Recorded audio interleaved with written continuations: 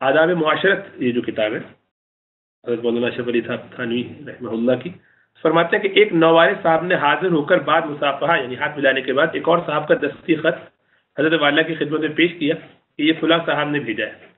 فرمایا پہلے اپنا تعارف کراتے، میں نے آپ کو پہچانا ہی نہیں، اپنا مقدم ہونا چاہیے دوسرے کا مؤخر، یعنی پہلے اپنا تعارف کراؤ پھر کسی اور کا۔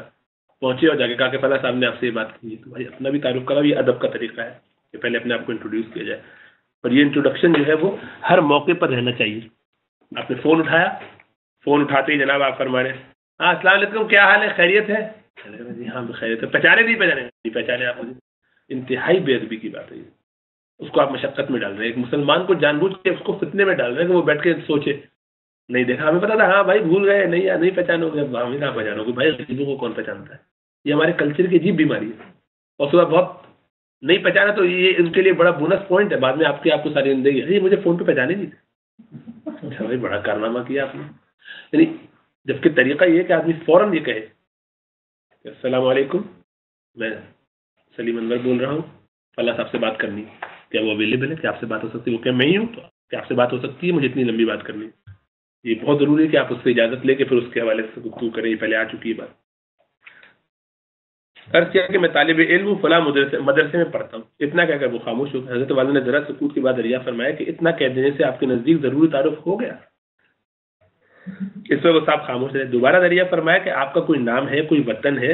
اس پر وہ صاحب خاموش رہے۔ فرمایا اس کا تو کوئی میرے پاس علاج ہی نہیں، میری شکایت پر بھی اپنا تعارف نہیں کرایا، اس پر بھی کوئی جواب نہ دیا۔ فرمایا اگر میرا سوال آپ کے نزدیک لغو اور غیر معقول اور غیر ضروری تو اٹھیے اور وہاں جا کر بیٹھیے، میرے پاس بیٹھنا بیکار۔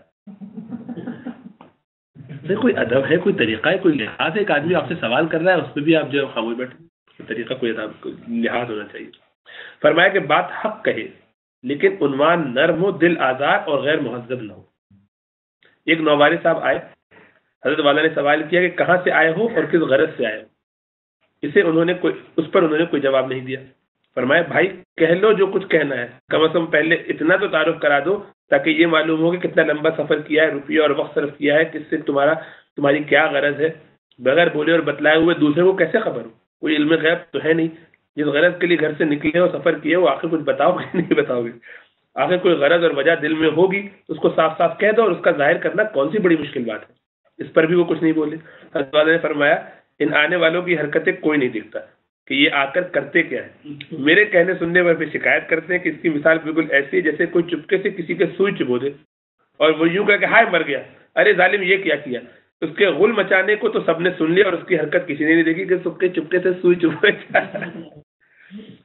حضرت اگر یہی برتاؤ دوسرے کے ساتھ ہو تب حقیقت معلوم ہو، برداشت نہیں کر سکتے، اس کا بھی غریب بڈھا مسکین ہی تحمل کر سکتا ہے۔ اصلاح کا نام لوگوں نے سن لیا ہے اور اصلاح کی حقیقت سے بے خبر ہے، بڑی مشکل ہے، بڑی مشکل سے صورت کا آدمی یقیناً حقیقتاً آدمی بنتا ہے۔ مطلب دیکھنے میں انسان ہے، اصل میں انسان بننا مشکل کام ہے۔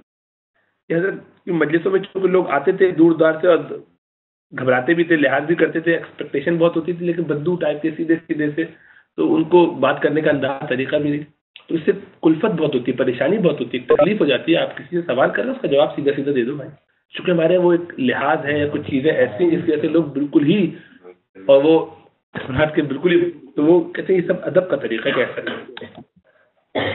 یعنی یہ ہمیں اس کا سبق یہ ہے کہ ہم جب جائیں کسی کے پاس تو فوراً اپنا تعارف کرائیں، جی السلام علیکم مجھے فلاں نے بھیجا ہے، آپ خود کون ہے پہلے یہ تو پتہ چل جائے، اپنا پہلے تعارف کرا دیجیے۔ آپ تعارف کرانے میں بڑھائی اسی آنے بات پڑتی ہے، ہاں اسی کا تو وہ کریں، ہاں اسی لیے یہی بات سمجھانے کے لیے کہ یہ اصل میں آپ کی ان کو تکلیف دینا سننے والے کو، اور اس کو الجھائے رکھنا کہ میں ان سے بات کروں یہ قابل ہے کہ نہیں، ٹرسٹ وردی ہے کہ نہیں، کون صاحب ہے، کس لیے آئے، مجھے پکڑنے کے لیے تو نہیں ہے، مارنے کے لیے تو نہیں ہے، دشمن ہے، دوست ہے، کیا ہے، وہ ساری چیزیں اب وہ اس پورے عرصے میں کیا کر رہے ہیں، وہ سوچ رہے ہیں کہ یہ کون صاحب ہے، اچھا ہاں کب مدعے پر آئیں گے، کہ کب اصل بات پتہ چلے گی، میرے پاس 2 منٹ کا ٹائم ہے، مجھے تو کسی اور کو ٹائم دیا ہوا ہے، مجھے کوئی اور کام ہے، اب ان کے چکر میں پڑا ہوں، یہ اپنے تکلف میں ہی وقت گزارے چلے جا رہے ہیں۔ بھائی آپ کو تکلف ہے، آپ دوسرے کو تکلیف اذیت کیوں دیتے ہیں؟ وہاں جا کے بیٹھیے اگر آپ کے پاس وہ غرض نہیں ہے، جیسے فرمایا کہ اگر آپ واقعی کچھ بات کرنا نہیں چاہتے ہیں، جیسے ابھی وہ عربی کی کلاس میں ایک دن مجھے تھوڑا سا یہ کہنا پڑا کئی دفعہ کے بعد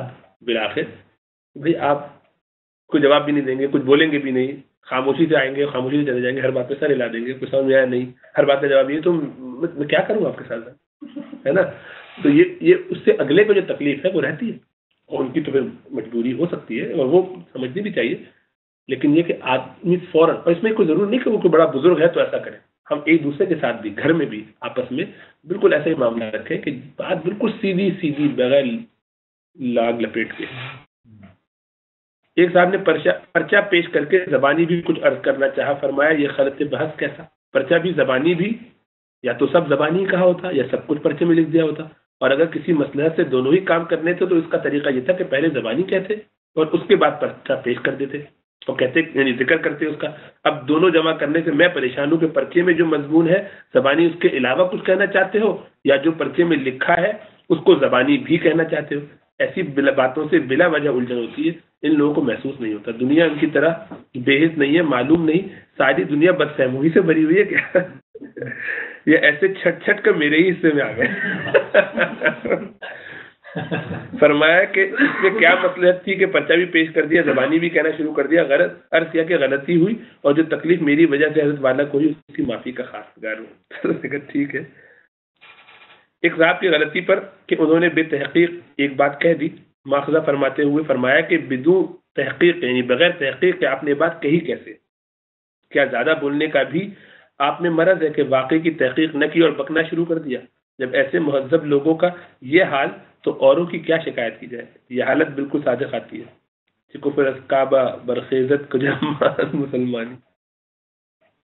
بہرحال تو مطلب یہ کہ آدمی سوچ سمجھ کے گفتگو کرے اور خیال رکھے کہ اس سے کسی کو تکلیف اور پریشانی نہ ہو.